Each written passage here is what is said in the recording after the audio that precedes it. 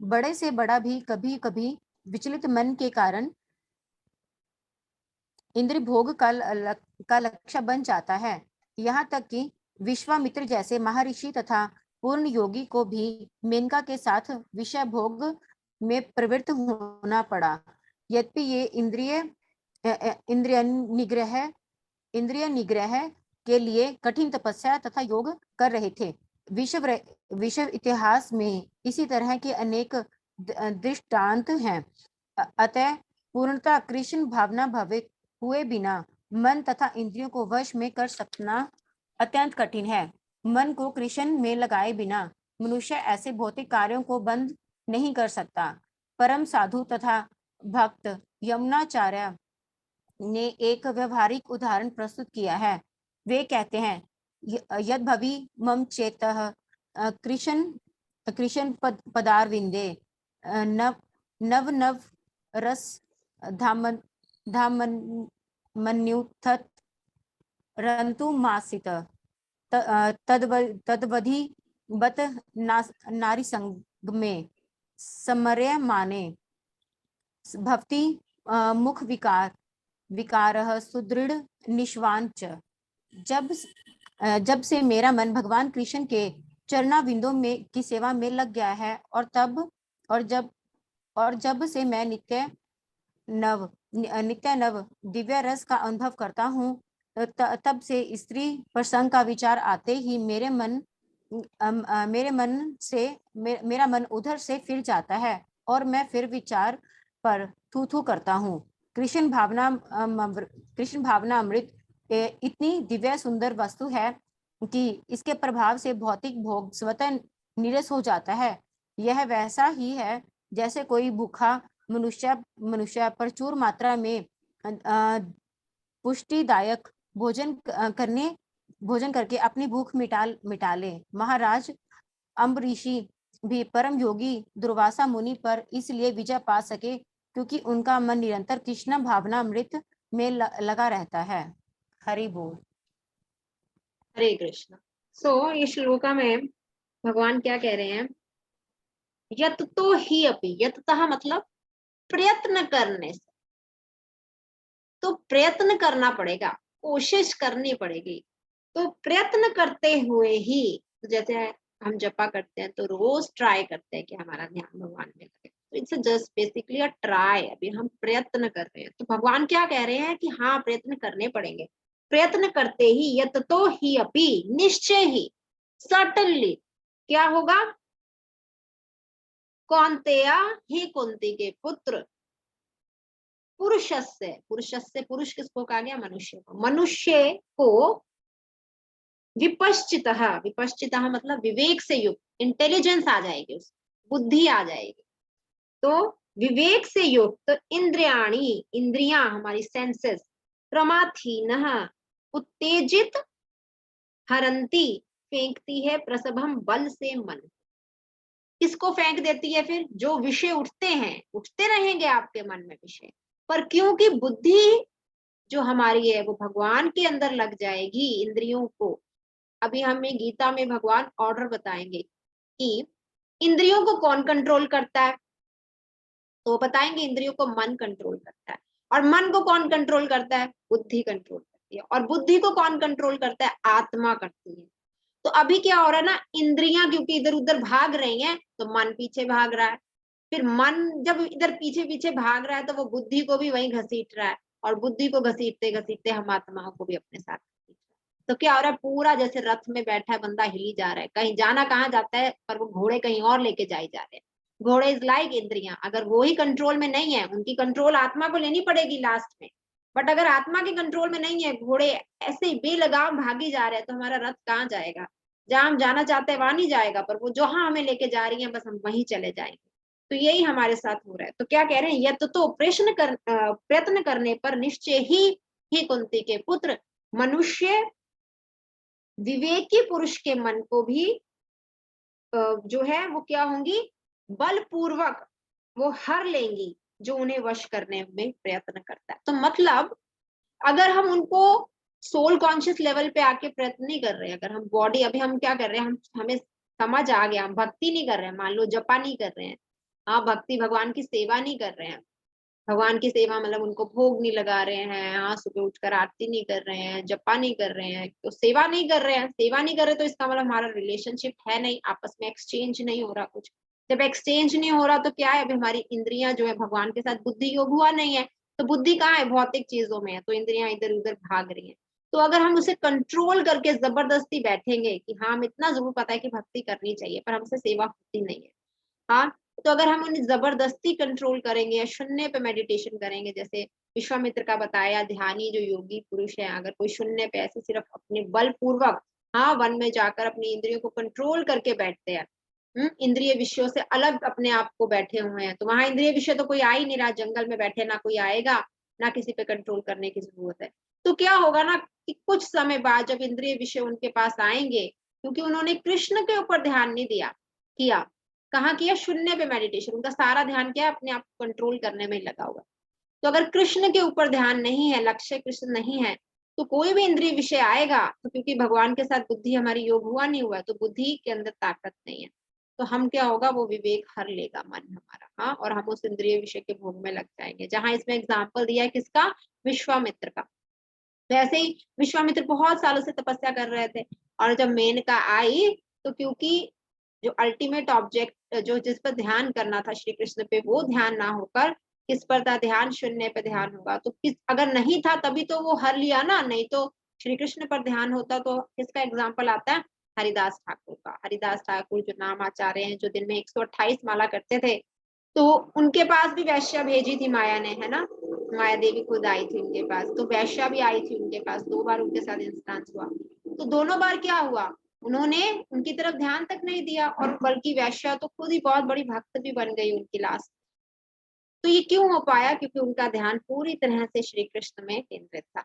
तो जब हमारा ध्यान कृष्ण में केंद्रित हो जाएगा, श्री कृष्ण में, भगवान की सेवा में, तो फिर इंद्रिय विषयों को हमें जबरदस्ती नहीं छोड़ना पड़ेगा, हमें जबरदस्ती अपने आहार पे कंट्रोल नहीं करना पड़ेगा कि कुछ भी आए और हम खा लें।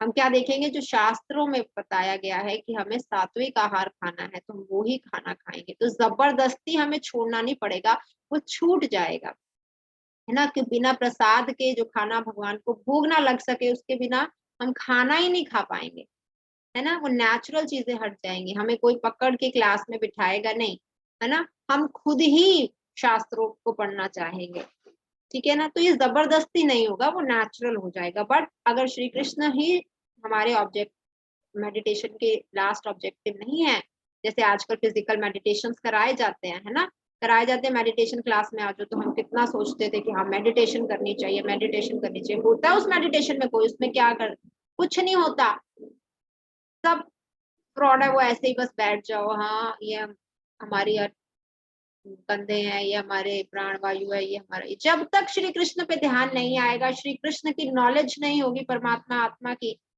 योग संभव ही नहीं है, मन स्थिर हो ही नहीं सकता इस कलयुग में, जब तक वो भगवान की सेवा में नहीं लगेगा, अकॉर्डिंग टू भगवत गीता, है ना, ये हमारे कोई अपना निर्णय नहीं है, ये भगवान बोल रहे हैं। श्री जब अर्जुन से भी बोलते हैं, अर्जुन कहते हैं मन तो बहुत चंचल है, I can not control it, आगे आएगा ज्ञान योग हठ योग के ऊपर चैप्टर है गीता में, तो भगवान उन्हें अष्टांग योग का हिसाब बताएंगे कि कैसे प्राण वायु को नियंत्रित करना है, कैसे ऐसे करना है। तो जब अर्जुन लास्ट में बोलते हैं कि मेरे लिए तो ये संभव नहीं है मन को एकाग्र करना, मैं तो अपने मन को नहीं कंट्रोल कर सकता, तो फिर तब श्री कृष्ण बोलते हैं हाँ कि मन हमारा इन कंट्रोल नहीं हो सकता जब तक वो परमात्मा के साथ नहीं लगेगा, ठीक है। तो यहाँ पर बार बार भगवान क्या बोल रहे हैं, अपनी इंद्रियों को जबरदस्ती कंट्रोल नहीं करना है, उनकी डायरेक्शन बदलनी है, तो इस बात पे जोर है, डायरेक्शन बदलकर भगवान की सेवा में लगा देंगे जैसे ही, तो वो अपने आप ही उनके विषय बदल जाएंगे।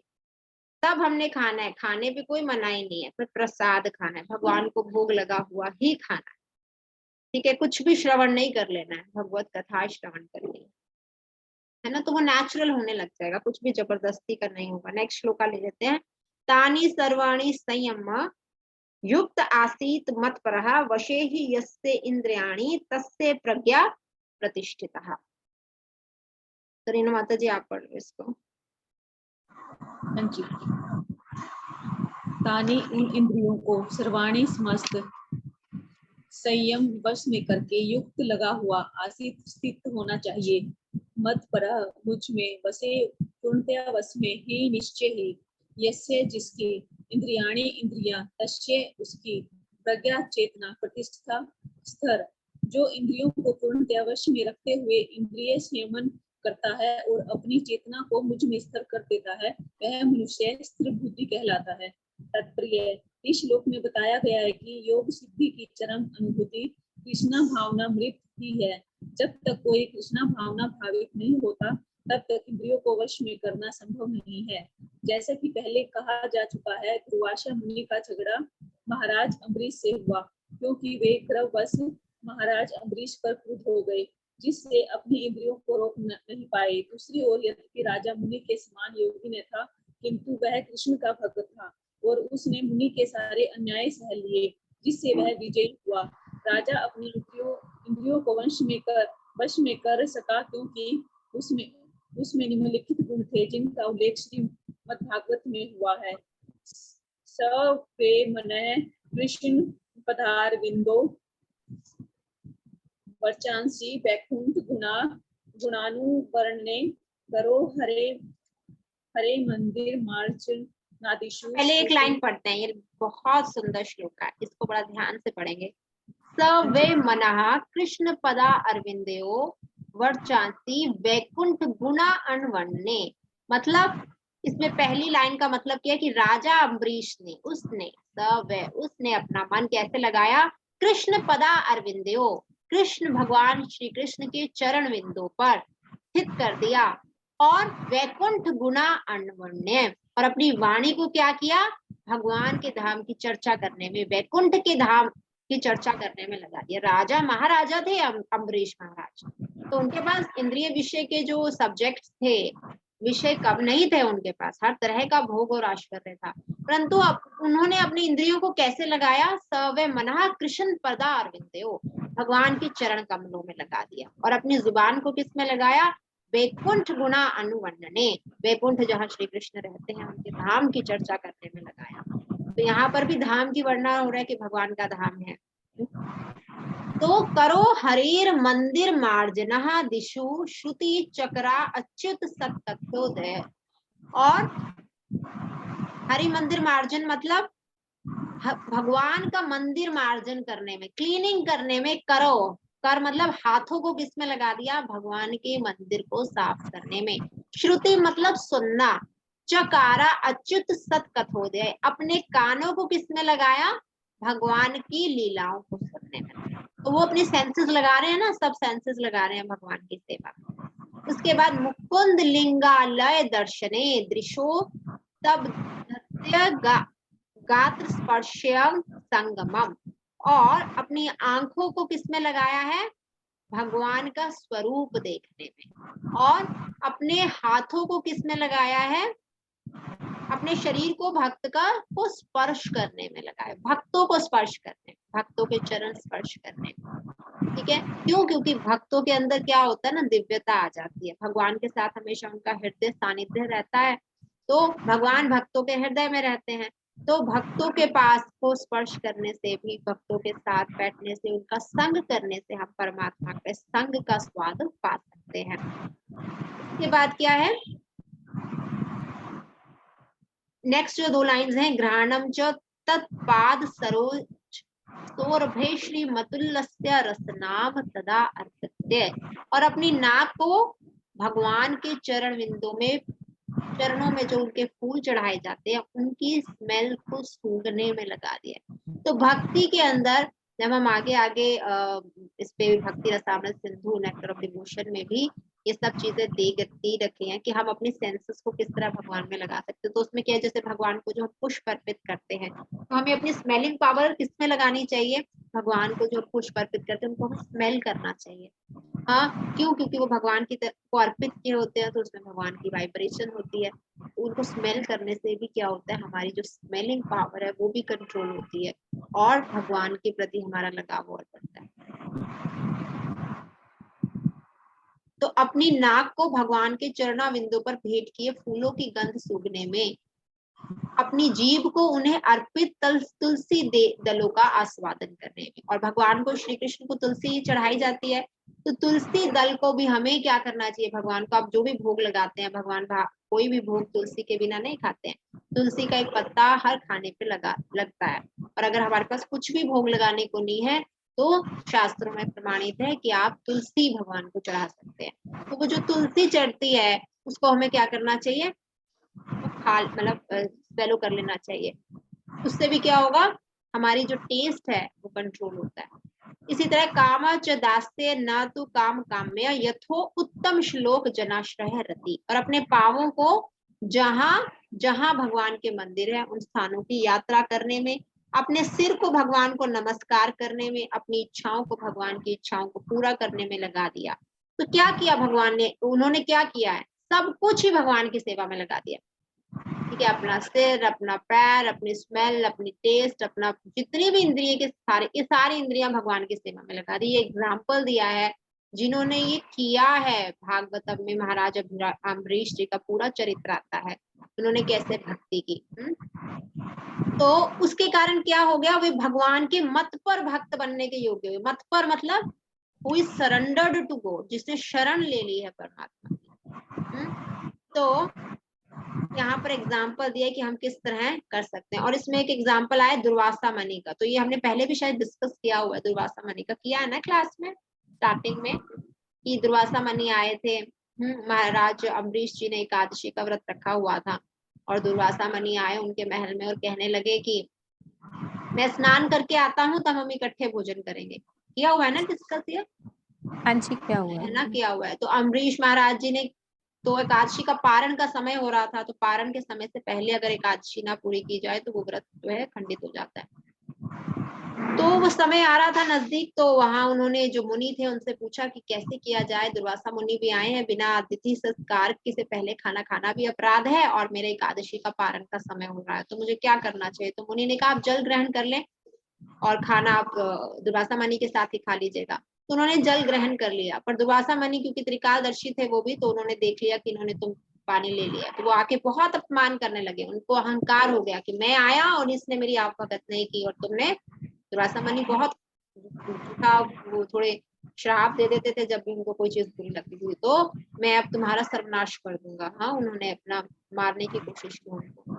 तो क्या हुआ, जैसे ही उन्होंने इनको मारने की कोशिश करी तो अपने आई डोंट नो शायद तलवार या क्या निकाला उन्होंने, तो उसी टाइम भगवान का सुदर्शन चक्र आ गया, क्योंकि भक्त थे वो।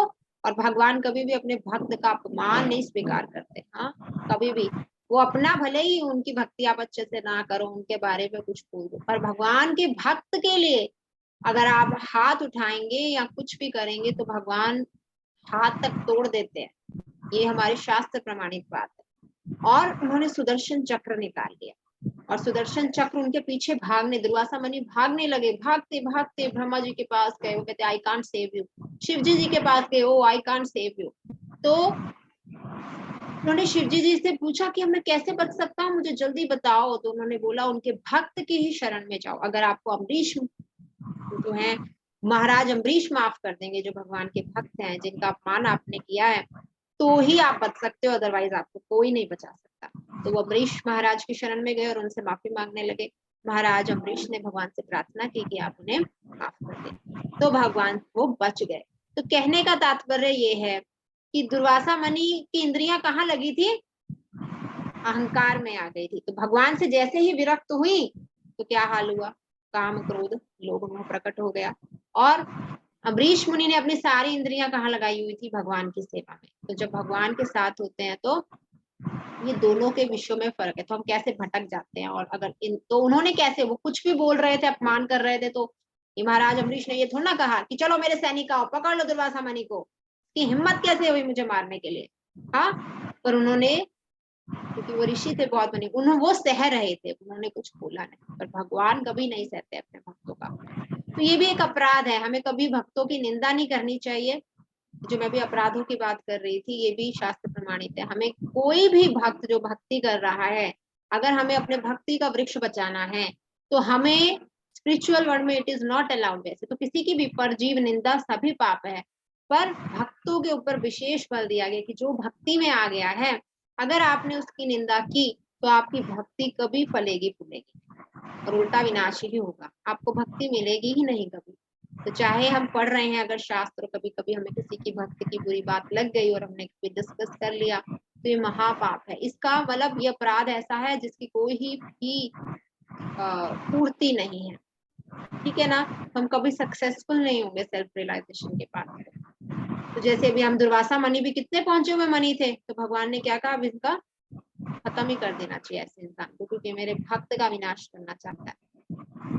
तो इसमें क्या बताया कि हमारी इंद्रियां इतनी प्रबल हैं कि अगर एक समय 1 मिनट के लिए हम सोचे कि हमें आधा घंटा जप कर लेंगे सुबह उठकर, हाँ कुछ समय 15-20 मिनट जप कर लेंगे और एक क्लास श्रवण कर लेंगे 1 घंटा, बाकी 24 घंटों में से बाकी भी जो 20 घंटे हैं वो इंद्रियों विषयों में लगा देंगे। 2-2 घंटे मूवी देख लेंगे या पार्टीज भी जाएंगे, हाँ या घूमेंगे फिरेंगे, भक्ति से विरुद्ध खाना भी खाएंगे, सब चीजें अभक्त वाली करेंगे और भक्ति, ये दोनों साइमल्टेनियसली नहीं रह पाएगी। भगवान कह रहे अगर आप इंद्रिय विषयों पर 1 मिनट भी अगर आप ये अनकंट्रोल होती हैं तो ये फिर से काम क्रोध लोभ मोह में चली जाएगी। तो निरंतर भगवान का स्मरण चिंतन और श्रवण करना चाहिए, क्योंकि हम ये नहीं सोच सकते कि हाँ आज हमने 4 घंटे किया, सब कुछ 5 घंटे दिए और तो हमारा बाकी का जो समय है वो हम विषयों में लगा सकते हैं, अब वो हमें अट्रैक्ट नहीं करेंगे। नो, अभी हमने कल भी चर्चा की थी, भगवान जिसमें बता रहे थे मम माया दुरत्या, मेरी माया बहुत स्ट्रांग है, माया की एनर्जी जो है इंद्रिय विषय बहुत स्ट्रांग है, इन पर विजय पाना हमारे बस की बात नहीं। तो इंद्रियां कभी भी खाली नहीं रह सकती, हमने खुद भी देखा किया, यहाँ तो हमें कभी भूख लग रही होती है या हम कुछ देखना चाहते हैं या हम सुनना चाहते हैं या हम बोलना चाहते हैं, कभी भी हम ऐसा हुआ है कि अब कुछ भी नहीं करना, स्टैचू हो गया। तो इंद्रियां कभी भी, आत्मा कभी भी स्थिर नहीं रह सकती, it is always in the active mode. इसका क्या निशानी है, हम सोते हैं तो भी स्वप्न आते हैं, तो ये कभी भी स्टिल नहीं हो सकती, तो हमेशा वर्किंग है। तो it should be working on the भक्ति विषय या कथा में या स्पिरिचुअल प्रसाद बनाने में, भोग लगाने में या कीर्तन करने में या जपा करने में या कोई गीता पढ़ने में, भागवत, तो सारे जो भक्ति के ही जो है इन्हीं में हमारी जो सेंसेस है वो लगी होनी चाहिए। अगर इसके अलावा इधर उधर हुई तो मन, हम कहेंगे हमारा मन ना भक्ति तो बहुत करते हैं पर टिकता नहीं, अभी भी बहुत परेशान रहता है। तो इसका मतलब ये है कि हम दूसरे सब्जेक्ट्स के बारे में बहुत ज्यादा सोचते हैं और भक्ति जो है हमारी कम, वो भी स्ट्रांग नहीं हुई, इसी कारण मन भटकता है। नहीं तो आपको भक्ति इतना आनंद देगी अगर आप सारा टाइम सेंसेस इसमें लगा रहे हो कि आपको किसी चीज की जरूरत ही नहीं लगेगी, ठीक है। सो ये श्लोका ये था, एक श्लोका और करेंगे फिर क्लास को एंड करते हैं। अगर टाइम ज्यादा हो गया तो बंद करूं क्या, आप लोग अगर प्रॉब्लम हो रहा है तो। मीनू माता जी, सीमा माता जी, थोड़ा सा लंबा हो गया ना, आज हमने पिछला भी रिवाइज कर लिया थोड़ा। कल करें या अभी है टाइम आपके पास एक श्लोक के लिए? कर लेते हैं कल करें, एक श्लोक कर लेते हैं, ठीक है। लास्ट है श्लोक का, ठीक है एक कर लेते, क्योंकि मैं ना 7th को वृंदावन जा रही हूँ, फिर 7th 8th 9th को मैं होंगी नहीं, और 10th के बाद तो शायद माता जी क्लास लेना शुरू कर देंगे, तो और जो हो जाएगा तो हमें उससे पहले यानी 6th तक ही हमारे पास टाइम है कि वी फिनिश दिस। और 6th को भी पता नहीं, मुझे तैयारी करनी होगी, मेरे पास टाइम होगा क्लास के लिए, मैं ट्राई करूंगी लेने का। तो कोई बात, ठीक है, वैसे तो थोड़े से श्लोक रह गए हैं तो हो जाएंगे। ध्यायतो विषयान् पुंसः संगस्तेषुपजायते, संगात् संजायते कामा, कामत् क्रोधः विभाजते। अब भगवान बता रहे हैं जब हम इंद्रिय विषयों पे सब्जेक्ट्स लगाते हैं तो क्या होता है हमारा, हाल क्या होता है। तो पढ़ेंगे, कौन पढ़ेगा? शालू जी आप पढ़ोगे? स्क्रीन पे शेयर हो रहा है।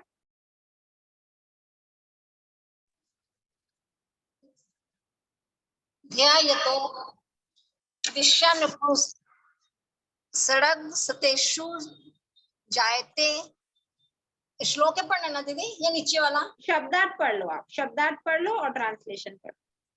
ध्यान चिंतन करते हुए विषयान इंद्रिय विषयों को पुरुष मनुष्य की सड़ आसक्ति तेषु उन इंद्रिय विषयों में उपजायते विकसित होती है, सड़ात आसक्ति से संजायते विकसित होती है, काम इच्छा, कामात काम से, क्रोध क्रोध अभिजायते प्रकट होता है। इंद्र विषयों का चिंतन करते हुए मनुष्य की मनुष्य की उनमें आसक्ति उत्पन्न हो जाती है और ऐसी आसक्ति से काम उत्पन्न होता है और फिर काम से क्रोध प्रकट होता है। हाँ जी, ये भी पढ़ लो। जो मनुष्य कृष्ण भावित नहीं है, जो मनुष्य कृष्ण भावना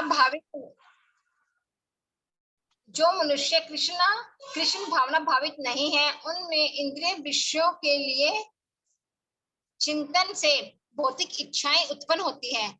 इंद्रियों को किसी न किसी कार्य में लगा रहना चाहिए और यदि वे भगवान की दिव्य प्रेम भक्ति में नहीं लगी रहेंगी तो वे निश्चय ही भौतिकवाद में लगना चाहेंगी।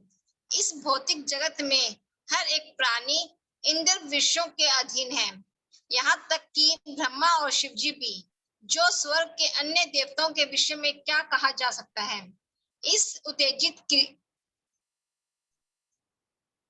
इस संसार के जंजाल से निकलने का एकमात्र उपाय है कृष्णा भावना भावित होना। शिव ध्यान मगन थे, किंतु जब पार्वती ने विषय भोग के लिए उन्हें उत्तेजित किया तो वे सहमत हो गई, जिसके परिणाम स्वरूप कार्तिकेय का जन्म हुआ। इसी प्रकार तरुण भक्तवद हरिदास ठाकुर को माया देवी के अवतार ने मोहित करने का प्रयास किया, किंतु विशुद्ध कृष्ण भक्ति के कारण वे इस कसौटी में खरे उतरे। जैसे कि यमुनाचार्य के उपयुक्त श्लोक में बताया जा चुका है, भगवान का एक निष्ठ भगत भगवान की संगति के आध्यात्मिक सुख का आस्वादन करने के लिए समस्त भौतिक इंद्रिय सुख को त्याग देता है। अतः जो कृष्ण भावना भावित नहीं है, वह कृत्रिम दमन के द्वारा अपनी इंद्रियों को वश में करने में कितना ही शक्तिशाली क्यों ना हो, अंत में अवश्य असफल होगा।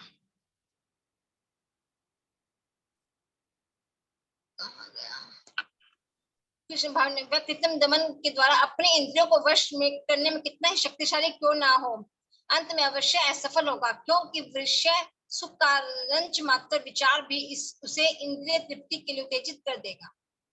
वेरी गुड, थैंक यू माता जी। सो इसमें क्या वही बताया जो हम अभी डिस्कस कर चुके हैं, है ना।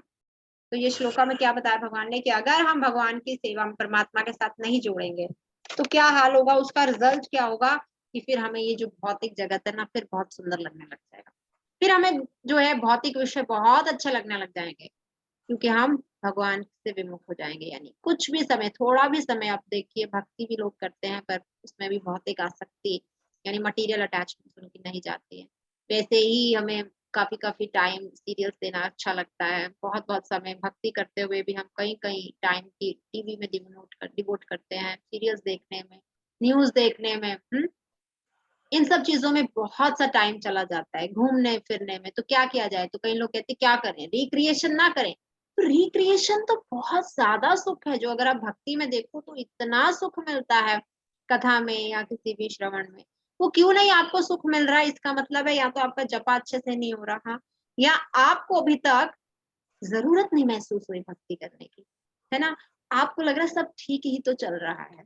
जैसे कि कई सेल्फ रियलाइज्ड एक बहुत एलिवेटेड डिवोटी हैं इस्कॉन में, एक नहीं बहुत सारे हैं गुरु महाराज, और उनमें से एक बार वो एक लेक्चर दे रहे थे और वो बता रहे थे कि मैंने ध्यान में क्या पाया, मैं कभी कुत्ता था, कभी बंदर था, कभी सांप था, और कभी भी किसी भी योनि में मुझे ऐसा नहीं लगा कि मुझे कोई प्रॉब्लम है। हाँ, पिग भी बहुत एंजॉय करता है व्यष्टि के अंदर, वही टॉयलेट में। अगर आप पिग को कहो कि आओ मैं आपको अच्छा खाना दूंगा, तो पिग कभी नहीं आएगा, सुअर को वही अच्छा लगता है। तो जब हम ऊपर के लोग हमें देखते हैं कि हम लोग विषयों में छोटे छोटे मिथ्या स्वादों में ऐसे उलझे हुए हैं, कि हम एक दिन जैसे व्रत रखना हो तो कितनी प्रॉब्लम होती है, हमें एक टाइम खाना नहीं है, हमारे प्राणी जैसे निकल जाएंगे।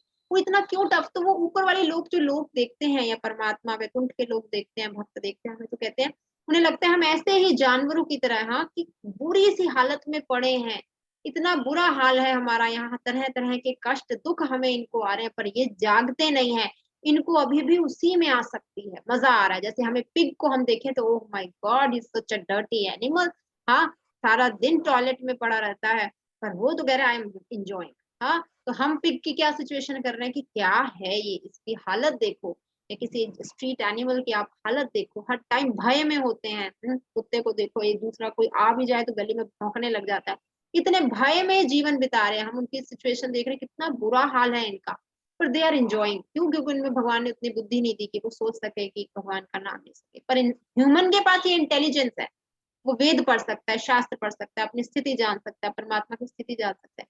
और फिर भी अगर हमको इन सब चीजों में आसक्ति नहीं आ रही है, अटैचमेंट नहीं आ रही है, तो एक्चुअली में बहुत ही अनफॉर्चुनेट सोल्स हैं हम, कि हमें कोई जगाना चाह रहा है, कोई उत्तम रस देना चाह रहा है, बट ये कोई बड़ा थियोरटिकल नहीं है कि नहीं हमें श्रवण करना ही चाहिए, नहीं हमें श्रवण करना ही चाहिए। क्यों इतने भक्त सारा सारा 24 आवर्स कृष्णा कॉन्शियस में रह सकते हैं? क्योंकि वो हायर टेस्ट आता है किसी को, है ना। बिना सुख के तो आत्मा कभी रह ही नहीं सकती, उसको सुख मिल रहा होता है भक्त को, तभी तो वो इतने इतने। प्रहलाद महाराज भी देखिए, तपस्या करने गए थे 5 साल की उम्र में ही, ध्रुव महाराज या प्रहलाद महाराज कितने कृष्णा कॉन्शियस थे जब नरसिंह अवतार भगवान ने दिखाया उनको।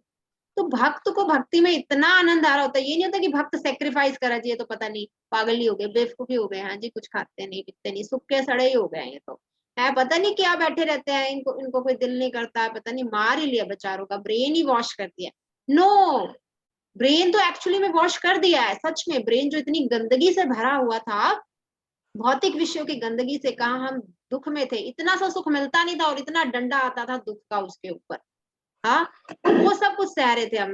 तो शास्त्र में प्रमाणित है कि आत्मा को, जैसे एक इंसान को बार बार आप सागर के अंदर उसका मुंह रख के डुबोते हो और फिर उसको बाहर 1 मिनट के लिए निकालते हो कि मारना नहीं है इसको। नरक में जब जाते हैं निचली योनियों में, भागवतम के 5वें स्कंद के अंदर वर्णन है कौन कौन सा नरक है, हाँ क्या क्या काम करते हैं, हमें कौन कौन से नरक में जाना पड़ता है। उसमें एक नरक में आता है कि इनको सागर में डुबोया जाता है, सिर इनका नीचे रख के सागर में डुबोया जाता है, 1 मिनट ऐसे ऊपर निकालते हैं, क्योंकि मरने देना नहीं है, सिर्फ यातना देनी है।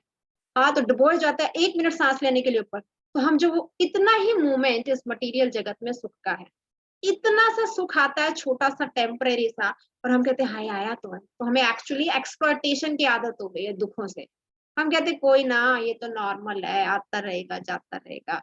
और हम छोटे छोटे टीवी देखकर या शॉपिंग करके उस दुख को थोड़ा थोड़ा कम करने की कोशिश करते हैं, और होता क्या है? होता कुछ नहीं है, वो चीजें वैसे की वैसे ही थोड़ी टाइम पर ट्रबल करने लग जाती है। क्यों आजकल इतना डिप्रेशन हो रहा है, इतना एंजाइटी, हर 3rd पर्सन को डिप्रेशन हो रहा है, हर 3rd पर्सन को एंजाइटी हो रही है। तो हमें अपने आप को बहुत फॉर्चुनेट मानना चाहिए कि हमें जो भक्ति मिली है। हाँ, भक्ति में बहुत सुख है। आप कितनी मेडिसिन खा लो डिप्रेशन की, अभी हमारे यहाँ क्लास में भी है, नाम नहीं बताऊंगी, बट बहुत से लोग एंजाइटी से ऐसे ही जूझ रहे थे। जब वो क्लास में आए तो कहते हमारी दवाइयां भी छूट गई हैं। और ये सिर्फ हमारी क्लास की बात नहीं है, पर आप हम जहाँ क्लासेस अटेंड करते हैं वहां भी लोगों ने सुसाइड अटेम्प्ट्स तक किए हुए हैं, और अब वो इतने सुख में है। क्या दे दिया? यहाँ तो कोई मैं पैसे नहीं दे रही, ना रेणु माता जी को देती हूँ रोज क्लास में आने के, ना सीमा माता जी को देती हूँ, है ना। यहाँ तो कोई पैसा नहीं मिल रहा। क्यों आते हैं सब रेगुलर? क्योंकि सुख मिल रहा है, एक शांति मिल रही है हमें। हाँ, तो हम ये 1 घंटा निकालते हैं, अपने इतने काम है, इतने व्यस्त हैं, फिर भी निकालते हैं। यहीं से जो सुख और एनर्जी आता है ना, उससे सारा दिन हमारा शांति से निकल जाता है ना। तो भक्ति में बहुत रस है, पर अगर भक्ति में दृढ़ रहेंगे तभी रस आएगा ना। अगर हम इसको वेवरिंग माइंड से करेंगे तो फिर इसमें रस नहीं आएगा। रस नहीं आएगा तो कहेंगे कि भक्ति भी कर रहे हैं, मजा नहीं आ रहा, पता नहीं क्या है कॉन्सेप्ट। ही कई लोग कहने लग जाते हैं फिलोसफी गलत है, कुछ नुक्स है, प्रोसेस में ही कुछ गलती है। ऐसा नहीं होता है। 16 माला जब पता नहीं कैसे कर लेते हैं, जब लेके बैठे रहते हैं, कुछ आनंद आ रहा होगा तभी तो करते होंगे ना। तो सोचने की बात है, बिना सुख के तो कोई भी काम नहीं करता, पर उसमें सही सुख है, परमानेंट सुख है। हाँ, तो आज हम यही श्लोक लेंगे लास्ट, फिर हम कल से करेंगे, इसको कंटिन्यू करेंगे, बताएंगे भगवान।